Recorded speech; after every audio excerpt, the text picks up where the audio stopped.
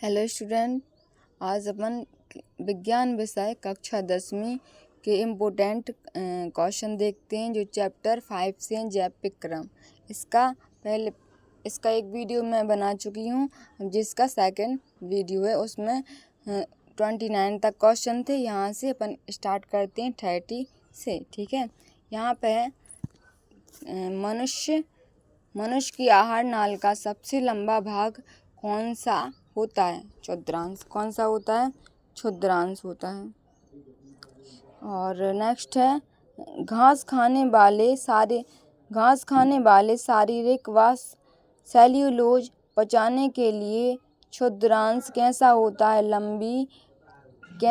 लंबी क्षुद्रांश होती है। नेक्स्ट है मांसाहारी जानवर जैसे बाघ की क्षुद्रांश कैसी होती है? तो क्षुद्रांश छोटी होती है, क्योंकि मांस का पाचन सरल है। नेक्स्ट है कार्बोहाइड्रेट, प्रोटीन, वसा का पूर्ण पाचन मनुष्य में आहार नाल के किस भाग में भोजन अम्लीय रहता है? किस में रहता है? क्षुद्रांत। फिर नेक्स्ट है मनुष्य के आहार नाल के किस भाग में भोजन अम्लीय रहता है? आमाशय। फिर नेक्स्ट है मनुष्य के यकृत से स्रावित होने वाले रस का नाम क्या होता है? पित्तरस। ठीक है, अब आमाशय से आने वाले भोजन अम्लीय को क्षारीय कैसे बनाते हैं? अग्नाशय। इसका उत्तर है अग्नाशयक एंजाइमों की क्रिया के द्वारा। फिर नेक्स्ट है मनुष्य के पाचन में पित्त लवण का कार्य लिखिए। तो इसका उत्तर है पित्त लवण वसा की बड़ी गोलिकाओं को छोटी गोलिकाओं में खंडित कर देता है। नेक्स्ट है मनुष्य में इमल्सीकृत वसा का पाचन किस एंजाइम द्वारा होता है? लाइपेज एंजाइम द्वारा। फिर है मनुष्य में पचित भोजन क्षुद्रांश में किस संरचना द्वारा अवशोषित किया जाता है? इसका उत्तर है दीर्घरोम, या फिर इसको क्या कहा जाए? उंगली जैसे प्रबंधन द्वारा। फिर है नेक्स्ट क्वेश्चन मनुष्य की क्षुद्रांत में दीर्घरोम का कार्य क्या होता है? उसका उत्तर है अवशोषण का सतही क्षेत्रफल बढ़ा देती है। क्या करते हैं? दीर्घरोम क्या करते हैं? अवशोषण का सतही क्षेत्रफल बढ़ा देते हैं। फिर नेक्स्ट है जीवों में O2 की अनुपस्थिति में होने वाला श्वसन कहलाता है। O2 मतलब ऑक्सीजन होती है, तो ऑक्सीजन की उपस्थिति में इसका आंसर अब अवायवीय श्वसन होता है। फिर है जीवों में O2 की उपस्थिति में होने वाला श्वसन वायवीय होता है। उल्टा हो गया ना, बिल्कुल। मतलब O2 की अनुपस्थिति में अवायवीय और O2 की उपस्थिति में वायवीय। फिर है नेक्स्ट क्वेश्चन मनुष्य की पेशियों में क्रैम्प का कार्य क्या कहलाता है? क्रैम्प का कार्य क्या कहलाता है? इसका आंसर पेशियों से लैक्टिक अम्ल का निर्माण होता है। फिर है मनुष्य की पेशियों में लैक्टिक अम्ल का निर्माण कब होता है? तो उसका उत्तर है पेशियों में जब ऑक्सीजन का अभाव हो जाता है तो पाइरूवेट 3 कार्बन अणु लैक्टिक अम्ल में परिवर्तित हो जाते हैं। ठीक है, अब देखो ऊर्जा, यहाँ पे क्या कह रहे हैं? ऊर्जा मुद्रा किसे कहते हैं? एटीपी का फुल फॉर्म क्या होता है? एटीपी का फुल फॉर्म ए से होता है एडिनोल, टी से होता है ट्राई, पी से होता है फास्फेट। एडिनोल ट्राई फास्फेट, इसका फुल फॉर्म परीक्षा में आता है कि एटीपी का नाम बताइए। तो एटीपी मतलब क्या होता है? एडिनोल ट्राई फास्फेट। अब एटीपी का कार्य क्या होता है? एटीपी का कार्य होता है पेशियों के सिकुड़ने और तंत्रिका आवेश का संचरण, प्रोटीन संश्लेषण, इतने कार्य होते हैं। ठीक है, फिर है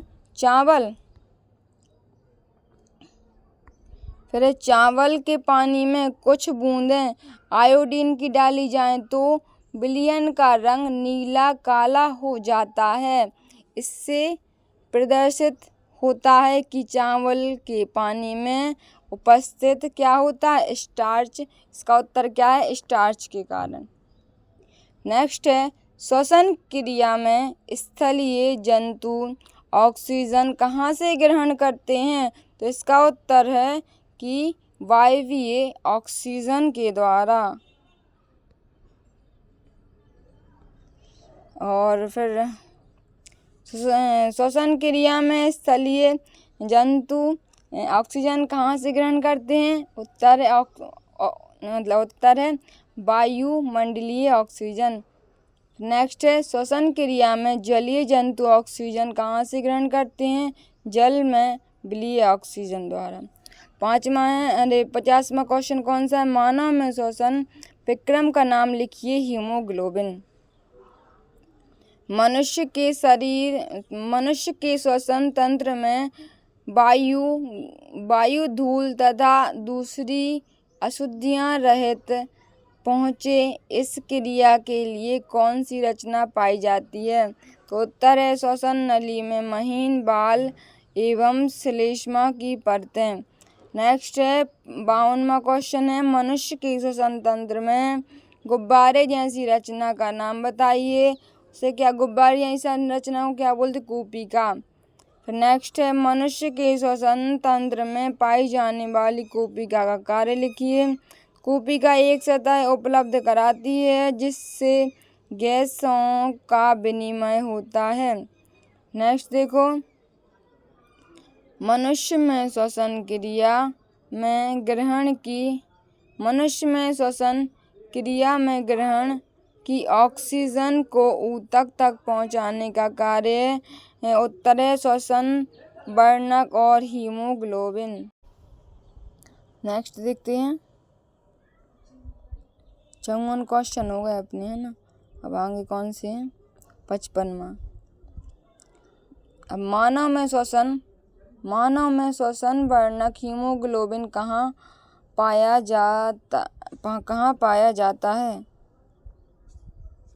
तो कहाँ, लाल रुधिर कणिकाओं आरबीसी में पाया जाता है। नेक्स्ट है प्लाज्मा किसे कहते हैं, तो रुधिर में माध्यम को प्लाज्मा कहा जाता है। नेक्स्ट है ऐसे जीव का नाम लिखिए जो क्लोम गिल द्वारा सांस लेते हैं, तो मछली। मनुष्य की आहार नली में भोजन को कौन गति प्रदान करता है, क्रमाकुंचन गति। फिर है हृदय को बाल्बों की क्यों आवश्यकता होती है, तो बाल्ब की आवश्यकता क्यों होती है, बाल्ब उल्टी दिशा में रुधिर को प्रवाह करे, जैसे ये है क्या है, हृदय, इसके ऊपर क्या होता है, इस मतलब ऊपर उठा हुआ पार्ट होता है, इसे बाल्ब बोला जाता है। और ये क्या कार्य करता है, रुधिर को उल्टी दिशा में प्रवाह करता है। मनुष्य के हृदय में कितने कक्षक होते हैं, 4 कक्षक होते हैं, 2 होते हैं आलिद और 2 होते हैं निलय। मनुष्य के हृदय में आलिद और निलय में से किसमें वृत्ति मोटी होती, निलय में। मनुष्य के हृदय में ऑक्सीजन रहित एवं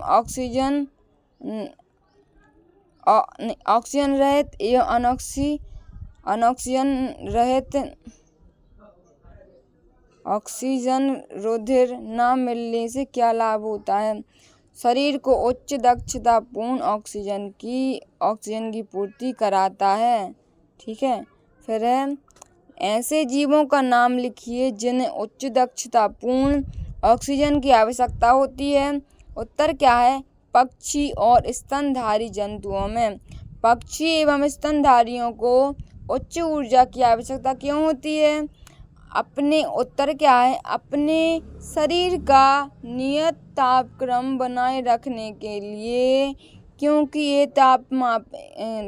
ये समतापी होते हैं।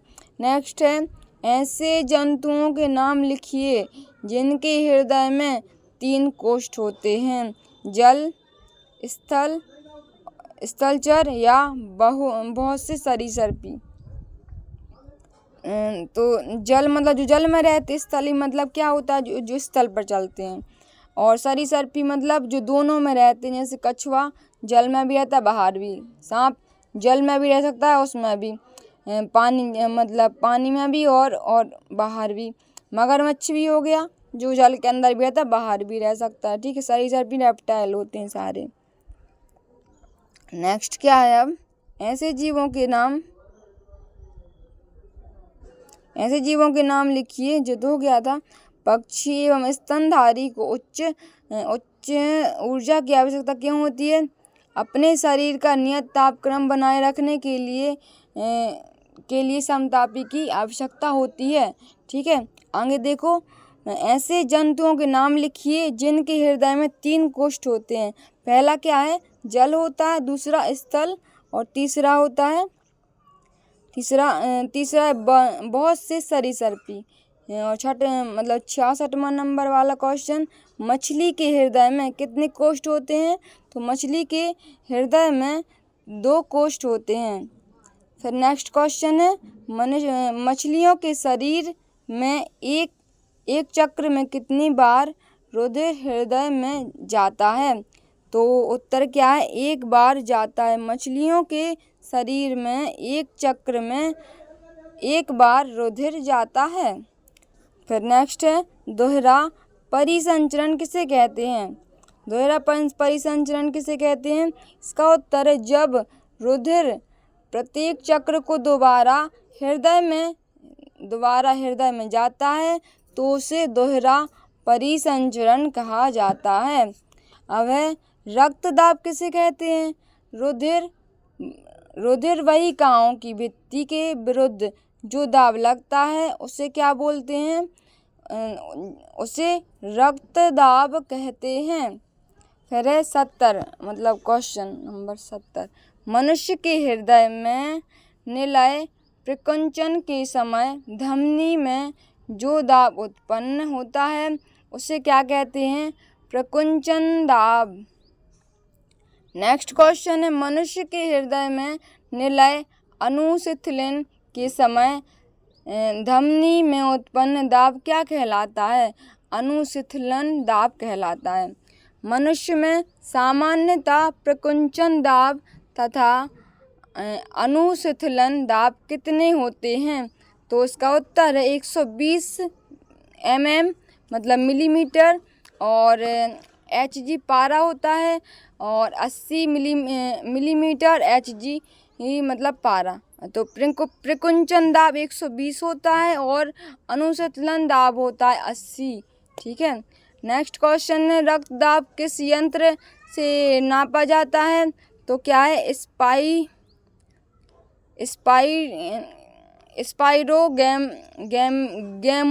स्पाइरोगैमोमीटर द्वारा मापा जाता है।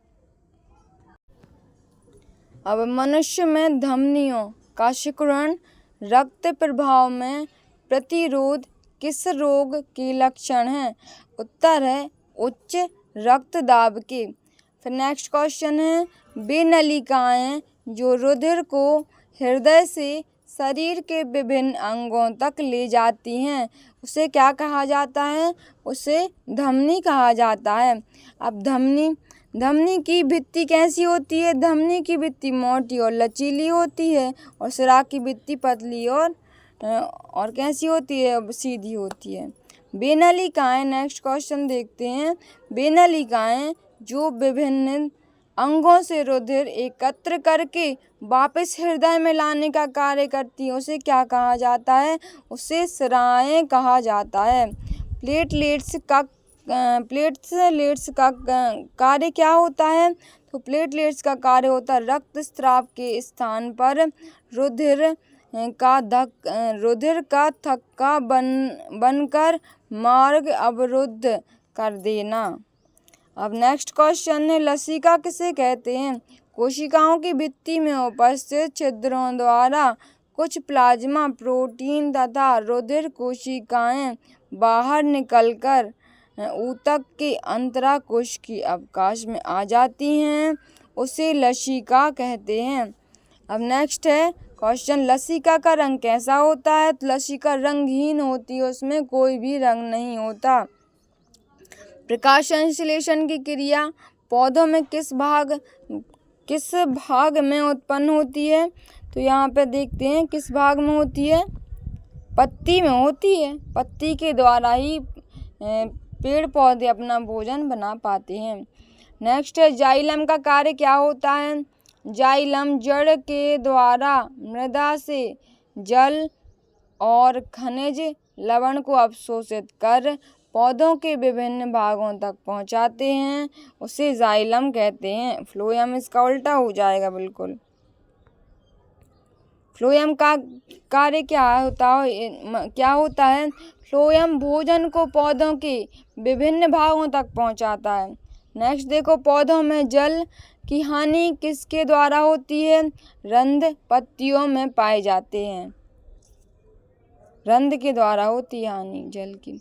उत्सर्जन किसे कहते हैं?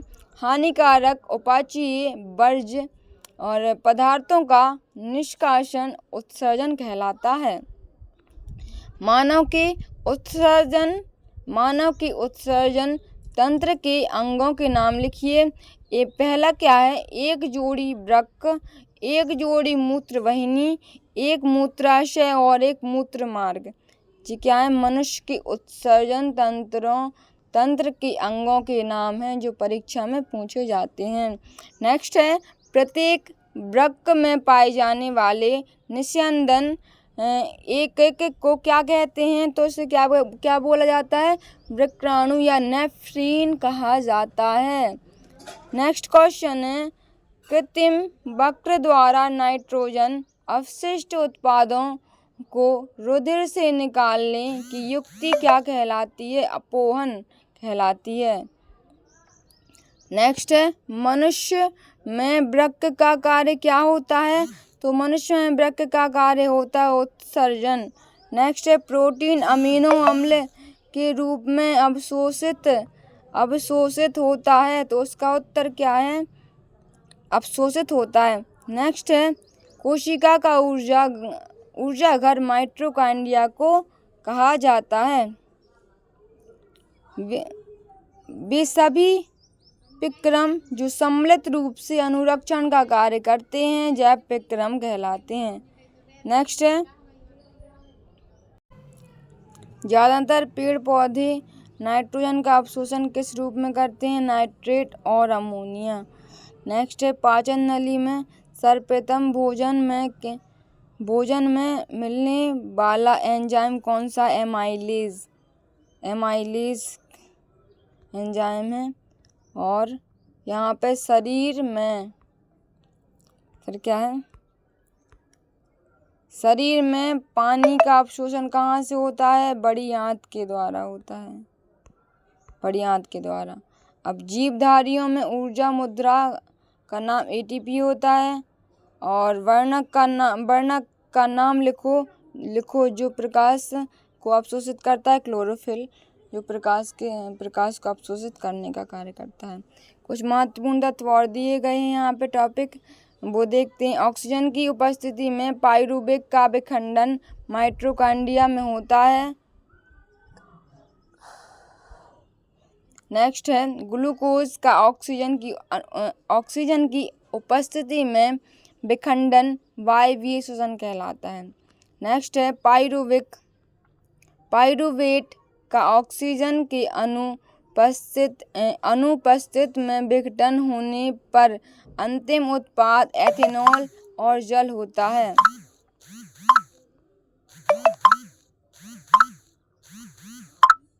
और फिर क्या है, पाइरूवेट का ऑक्सीजन के अभाव में विघटन होने पर अंतिम उत्पाद कार्बन डाइऑक्साइड और जल बनाता है। और जलीय जीव श्वसन के लिए जल में घुली हुई ऑक्सीजन का उपयोग करते हैं। और मनुष्य शरीर में कूपिका गैसों के विनिमय हेतु सतह उपलब्ध कराती है। मानव शरीर में ऑक्सीजन परिवहन के लिए हीमोग्लोबिन उत्तरदायी है। सरीसृपी जंतुओं में 3 कोष्ठीय हृदय होते हैं और धमनियों की भित्ति मोटी और लचीली होती है। धमनियों में कपाट पाए जाते हैं। और फिर क्या, अत्यधिक रक्तस्राव की दिशा में प्लेटलेट्स रक्त का थक्का जमा कर अनुरक्षण करते हैं। नेक्स्ट क्या है, पादपों में जल का संवहन जाइलम ऊतक द्वारा होता है। नेक्स्ट है, पादपों में भोजन का संवहन फ्लोएम ऊतक द्वारा होता है। और thank you watching my video.